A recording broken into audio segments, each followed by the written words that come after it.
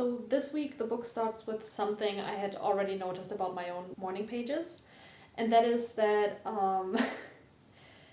speaking from my own experience, at one point I always start a thought, and instead of getting deeper, my brain goes into but anyways. I legitimately write down but anyways, or but yeah, whatever, something along the lines of that, and I just don't go deeper into that thought and go straight into finding a solution mode. Which might sound not that bad or maybe even productive, but it's really not good, because instead of taking a look at the emotion, for example, I'm running away again, because it's like I notice something that's bothering me, and then it's like, but anyways, I can solve this problem by doing XYZ. But instead, what I've started doing now, which is also what the book tells you that you should do if something like that happens, to view it as an indicator of I should probably go deeper. So in my practice, that means I notice, I write but anyways, or something along the lines of that. Then I go back to, instead of going to find a solution, I write more about it. Be it naming my emotions or writing some more thoughts about the topic, stuff like that. And it's not comfortable. But it helps processing the emotion. And it doesn't necessarily have to be but anyways, or I think the example the book gives is it's fine. Oh, this and this is going on, but it's fine. But is it really fine? Is it? Usually it's not. And another problem I've personally run into with the morning pages is that I just don't have the time to write 2 pages. This one is the new-ish book I got for my morning pages. I used to write it in some leftover, just notebooks I had from, middle school or something, empty ones that I had still lying around because I didn't want to throw them away. And I wrote 3 of those, and then I moved over to this book. But anyway, that's not the topic. The topic is that this is an A4 size notebook, and I write kind of small-ish. And if I write 2 pages, it takes at least an hour. Also because I keep getting distracted, but I decided that I will have to take a look at my practice, because I also noticed that I can fill one of these pages with just writing, oh, I need to do X, I'm going to do that, and that, just my to-do list, and trying to sort that out, and it helps. It's a good thing that I'm doing that, because then I go into the day with a plan. But also the second page is where I start to get into my emotions. I'm done with, oh, now I have a plan for the day, and sometimes I find solution for things that do bother me, but the emotional part starts on page 2. So I'll have to see how much I can, how realistic it is for me to write 2 pages every day, but I do want to try it. And another thing the book talks about is something that's gonna happen around this time, is what the book says, is that you want to declutter a lot of your things. Because according to the book, the exercises help you realize who you are, what's important to you, etc. And that makes you realize that a lot of things maybe don't serve you in the way they used to, or just stuff you don't need in your life, to also potentially make place for new stuff or new aspects. And for me, I feel like I'm kind of always stuck in the decluttering mode, but then I don't really do it because it takes a lot of time. My case is also special, I guess. Or not that special, but it's not just my stuff that I have to declutter, but also stuff my grandparents accumulated over the years. So this has been my white whale kind of task for a while now. And I started to take that one up again. Not with doing everything at once, but dividing it into smaller tasks. So just basically I just do anything to reduce it even a little bit, and that already is very, very freeing. Yeah, this is something I've started doing again. Also kind of thanks to the book, I guess. And probably the biggest challenge for this week is the reading deprivation part. I think there's an updated version now, because the book came out, I don't know, in the 80s or whatever. But now it's media deprivation, and I'm not going to do that because I decided to stick to the book that I have. And also depriving myself from any media would be too much, especially since I don't exactly stick to 1 week per chapter in my personal case. And also reading is just the kind of medium I use the most. and the reason behind this is it's kind of similar to a digital detox, I guess. And according to the book, like creative people have kind of an addiction to other people's words. And instead of basically using their own creativity, their own words, I guess, to fulfill their creative desires, they consume the words of others. In the short term, it's a nice solution, I guess, but on the long term, you're just so addicted to consuming other people's works that you don't have the time, energy, resources to create your own. And I do think that the reading deprivation is gonna have a big impact in my schedule, because I read a lot. At the same time, I feel like I don't read that much, but I do read a lot, actually. And like, when I first read about this in the book, I was like feeling a little bit scared, like for real scared, which might sound weird, but I don't know. I think it's because reading and books and comics and stuff like that, for me personally, I view it as a big part of my personality and also my daily life, I guess. So it's like, who even am I if I don't have books with me? Like that kind of stuff, which it's really not that deep, but it doesn't change the fact that that was like my first reaction. I don't know, I'm very curious to see what happens there. And yeah, I don't know. I guess we'll see after this week.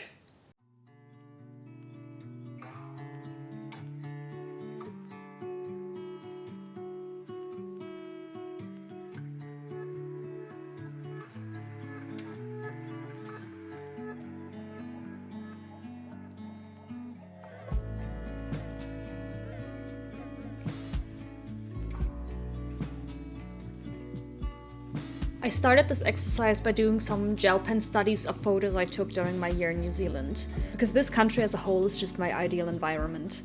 First of all, you're always close to the ocean or at least a lake or something, and nothing is more relaxing to me than sitting at the water and just listening to the sound of the waves. But not only that, because they have mountains and rainforests and wide green fields and glaciers and whatever I want. Anything you could want. And I love that variety. Honest to God, I just miss New Zealand's nature so much.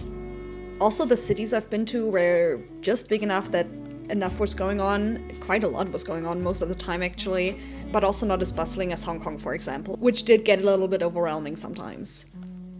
But yeah, so while drawing these thumbnail studies, I went through my photos, and not only did they give me a lot of inspiration, they also made me feel the intense desire to travel again, long term. And I don't know how realistic it is in the next while, but traveling long term as a digital nomad has been a dream of mine for so long now, and I couldn't travel much the last few years. But now that I've graduated, I can start saving up money for exactly this dream again. And I really, really, really hope that I'll find a way to make this a reality for me. At time of writing these notes, I haven't actually written the paragraph of my ideal environment yet, but just thinking about it literally makes my heart clench. And I don't want to throw myself into the Fernview pit less than 2 hours before I have to go to my part-time job. The writing part of this is on my schedule for tomorrow though, and I can already tell it's gonna mess me up emotionally, because I want to just get up and travel then and there, but I can't exactly do that, unfortunately. I'm also planning on changing my postcard wall above my work area as part of this week's exercises, so I'll be keeping this exercise in mind for that as well.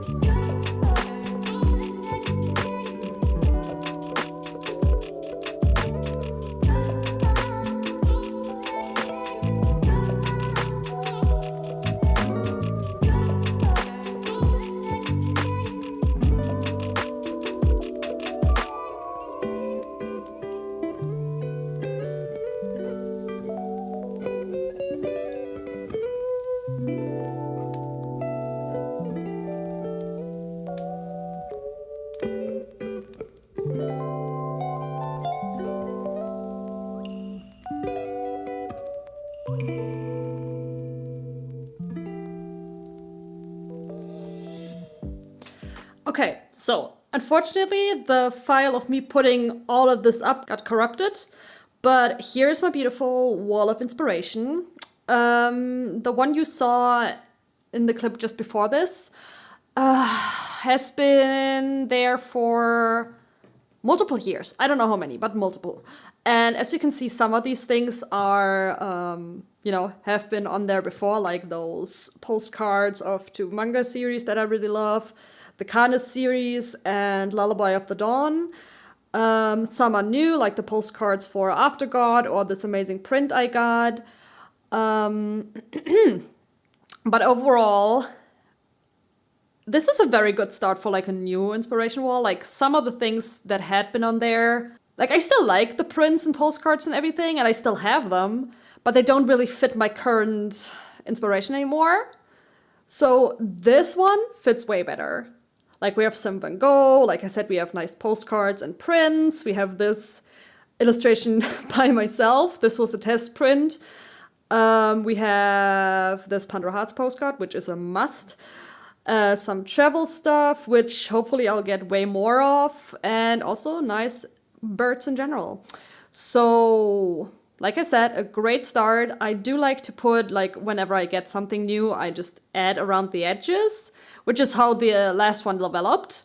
But yeah, it had gotten way too big, so I really like this one. Also, I like the composition. This part of the wall is empty-ish, save for my world map, which is not gonna move anytime soon.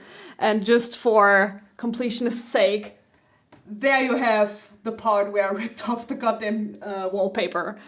But yeah, that's it for my new inspiration wall. I can say that it's already less visual clutter, I guess, and it feels way more myself than the previous one, because that was just outdated.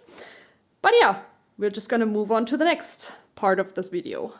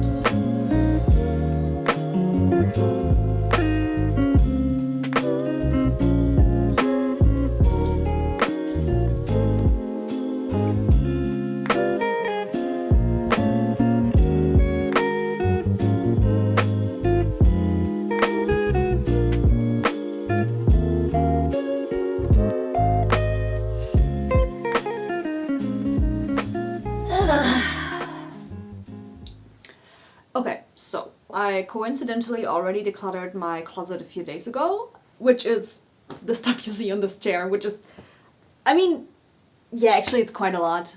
I'm gonna be honest with you. I'm not gonna declutter all of this. This stuff is mainly things, oh god, that I'm not entirely sure if I'll put them back into my closet. For this declutter round, it was mainly just about things I haven't worn in a while, things that aren't necessarily my style anymore. Other shirts like this one are just, I have enough that are similar to this that I don't need all of them, and I prefer to have more space / less clutter than this particular shirt. But yeah, these are the things I decluttered a few days ago with those things in mind. However, the focus of the exercise from the book is to pick an outfit that makes you have low self-esteem, or basically that's the outfit you go to when you're feeling low, something like that. I went through the closet this time with the mindset of picking things that are not necessarily making me feel low self-esteem, but things that are, like, I value not throwing them away more than my own comfort. Like, for example, I already threw away a pair of socks that I happen to know that it's not damaged or anything, but like they're so old that the elastics are not really holding up anymore, so I can wear them, they keep me warm, whatever, but like they keep slipping down my ankles, which is annoying. What is the sun doing? So instead of wearing these ones, I wear my 5 million other pairs of socks. And I have multiple pairs that are similar to that, but I did not feel like going through all my pairs of socks. So while basically living life, picking socks to wear every morning, if I happen to find a pair, it's like, oh yeah, this is alright. Like I'm already noticing these are not as comfortable as other ones. Then I'll just throw them away right away. So yeah, I don't know. It's not like I gave away one specific outfit like the book required, but more that, you know, I tried to value my comfort more than a random pair of socks. Because, like, let's be honest, I have more than enough socks. And also, if I need new ones, like, for example, like fluffy socks, wool socks that, you know, for winter, it's fall right now, so it's getting colder, I'm just gonna buy new ones. Like, it's not gonna be like one pair of socks is 20 euros or whatever. I can afford a warm pair of socks instead of keeping one that's uncomfortable as heck. But however, that's still it feels so weird to say that that's a lesson I had to learn, because like, I don't know, I just, when I think about it, I put my comfort lower than a lot of other things often, and that's maybe not what people would first think of when they think of low self-esteem, or I guess in this case valuing oneself or whatever, but I guess that's how it still manifests for me. So yeah, that's something the exercise really helped me with. At least I hope it will.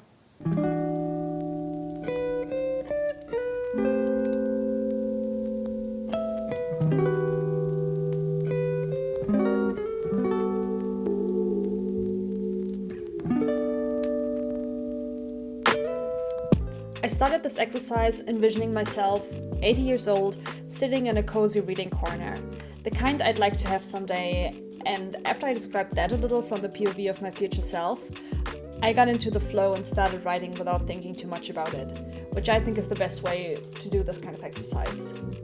Interestingly, my writing is more focused on mindset than actual goals or things I could do. Like, yes, some things I want to do build the framework for the text, but instead of writing, oh, you should absolutely travel the world, I wrote, you should absolutely listen to your own dreams and desires instead of pushing them away because of fear. Another focus was to basically let go of my need to plan for everything in advance. Being prepared is good, but over-preparing is really not. It's simply stressful and takes the fun of the unknown out of it as well. Afterwards, I wrote the letter from my 8-year-old self the same way as the other one, by imagining myself back then reading in my bed. And once again, the thought of getting back into my mindset and emotions from childhood were very scary, to be honest, and writing this letter was much harder than the future one. But I still did get something out of it. One thing that made me very happy while rereading the text was that my 8-year-old self would be very happy that I can draw so well, and that I'm still telling stories. Obviously, it's just my subconsciousness telling me that, not my actual past self or anything, but that shows that my own desires are still to tell stories with my visual art. And I can also remember very vividly that I loved telling stories back then, so I'm sure my actual past self would think my current self is so cool for having these skills. It's also very interesting to see the things that come up over and over again in these exercises. Like, not only these ones, but all the ones I did for the Artist Way so far. Those things aren't necessarily new to me, but I'm for sure rekindling my passion for travel and storytelling through these exercises.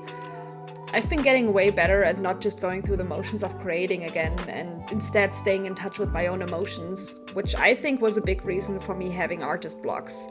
Like, I'd get so focused on other things that really aren't more important, but felt more important in that moment, instead of focusing on my own emotions and needs, that I would also lose touch with my creativity.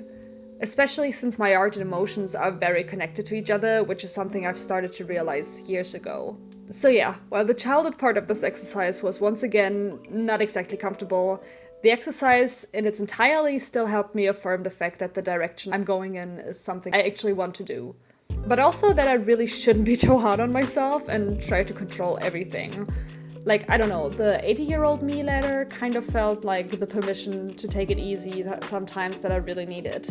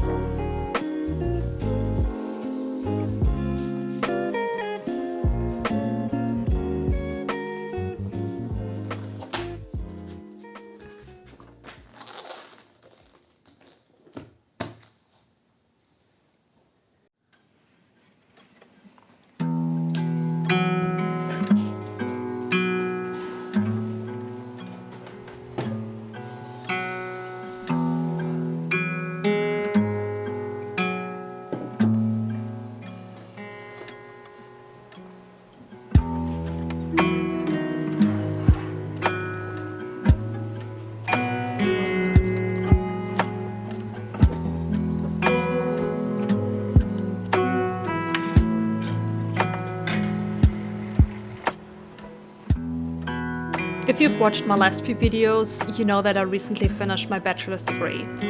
My final project was a visual development project with the intention of building my VizDev portfolio around it, and while it hasn't been that many weeks since my graduation, I simply had way too much other important things to take care of, and the fact that I hadn't managed to start my portfolio PDF has been on my mind basically 24/7.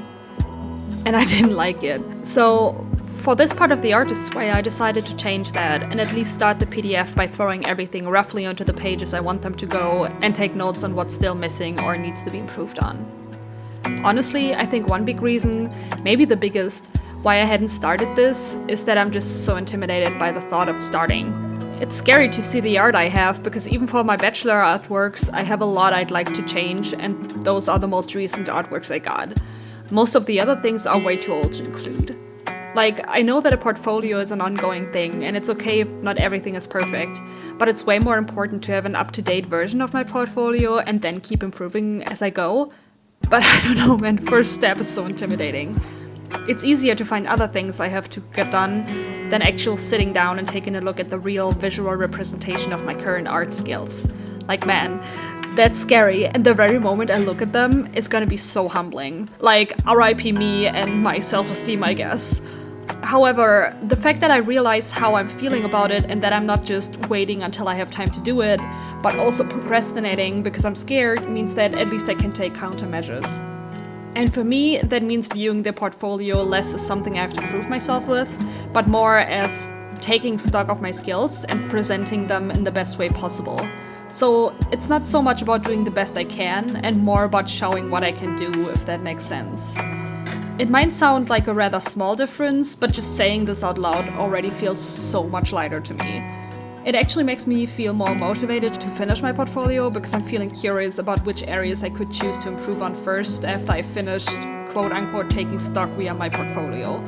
So yeah, the next big project I'll start on is taking care of the gaps in my portfolio, which I finally identified just by starting the PDF you see in these clips.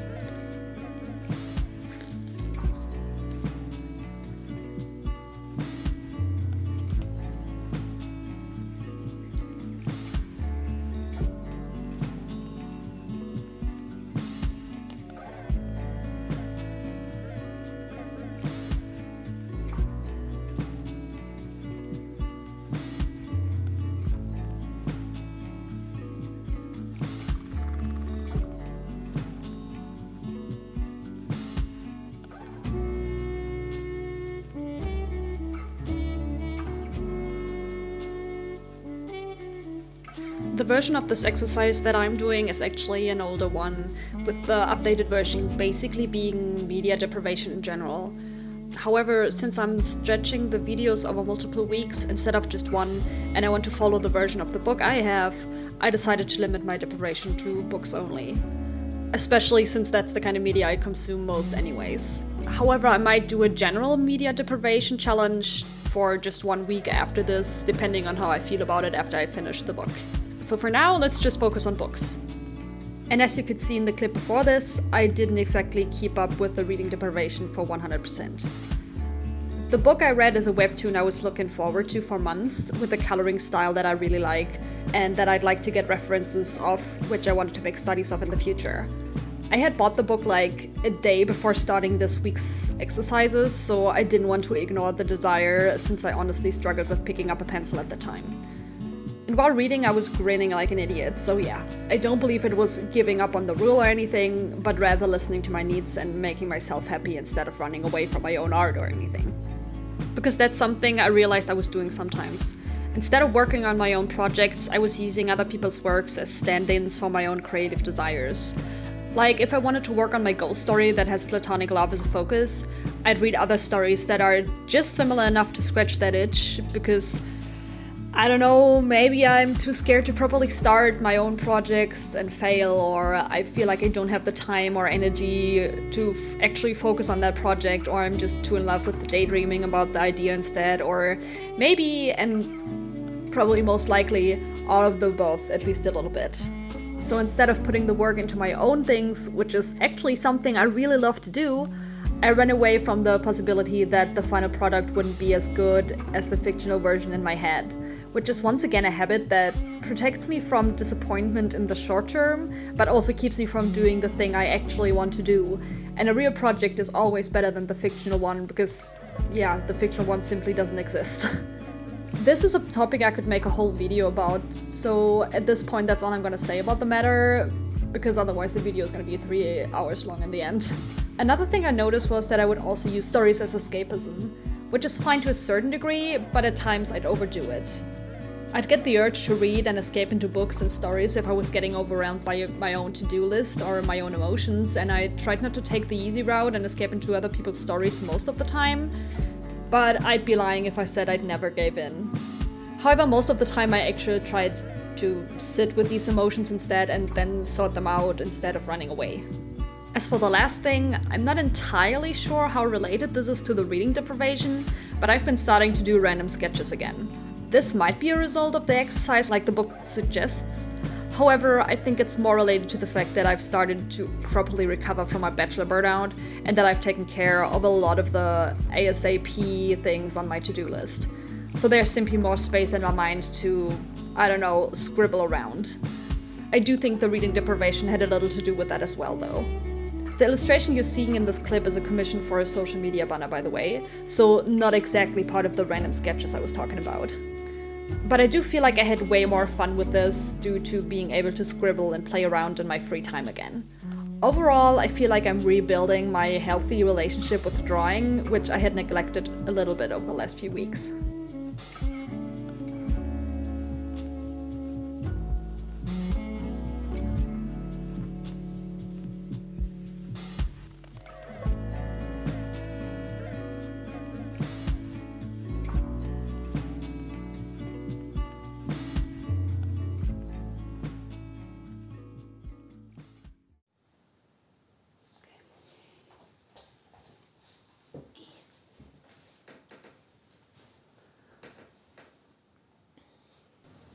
As I said in the beginning of this video, one thing I wanted to pay extra attention to with the morning pages this week is that I wanted to try to write 2 pages again.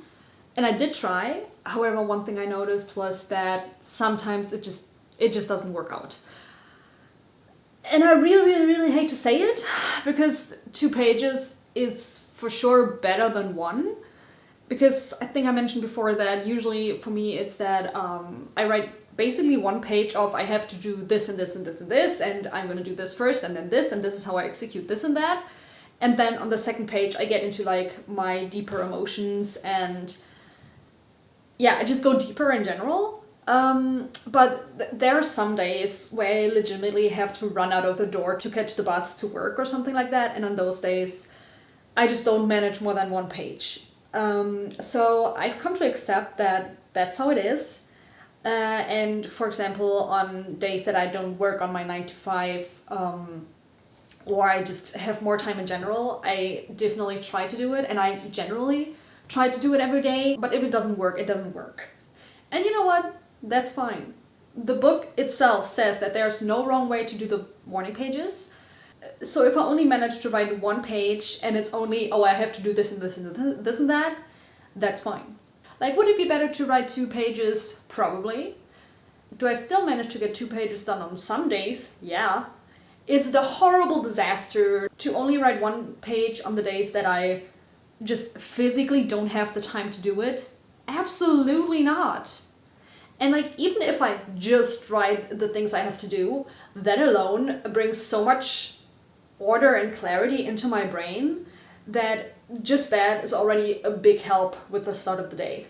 And I've also started to, over the course of the day, sometimes notice that, oh, my brain is just full, maybe because I didn't manage to write 2 pages, or on some days your brain is just full anyways. And on those days, I started writing, like journaling on my phone, for example, on the bus or similar situations. So that's a very good plan B so far. The most important thing here to remember is that it's always better to do something instead of nothing. And doing only 1 page is not less important than doing 2 in total. So while, yeah, I didn't exactly manage to go back to writing 2 pages every day, I did take a lot of pressure off of it and just find a way that works for me. And I think that's even better than forcing myself to write 2 pages if I just simply can't, because I don't have the time. As for the artist days, I guess I haven't exactly been giving them the space and thought they deserve. Like, I've been doing them, don't get me wrong, I've been doing them. But it was more of a, I don't know, it turned into more of a chore. Most of the time it was like, oh, I'm just gonna watch another movie. And I love watching movies in the cinema, don't get me wrong, but I don't know, it was more like, oh, I have to cross this off my list, I'm just gonna go to the cinema. So instead of doing that again, I mean, I might go to the cinema anyways, but as for the purpose of the artist date, I want to switch it up again. And something I noticed that I've been missing the last few weeks, days, whatever, is just sitting down in the library, maybe even working, but like just sitting there, just spending the time however I want, have a nice coffee because they also sell coffee there for cheap, and just honestly just spend time in the library. I just really, really love my local library and libraries in general. And they also always have the kind of calm ambience that really, I don't know, heals my stressed out mind or something like that. So yeah, that's the plan for the next artist date. And also, just a little side note, if you have the opportunity to watch either, or actually both, the drama comedy Nora or the thriller Red Rooms, just if any of these like sound remotely interesting to you, watch them. Absolutely a recommendation. Especially Red Rooms, but that's more because I really love good thrillers. And that recommendation also brings us to the end of the video. Thanks for watching, and bye bye.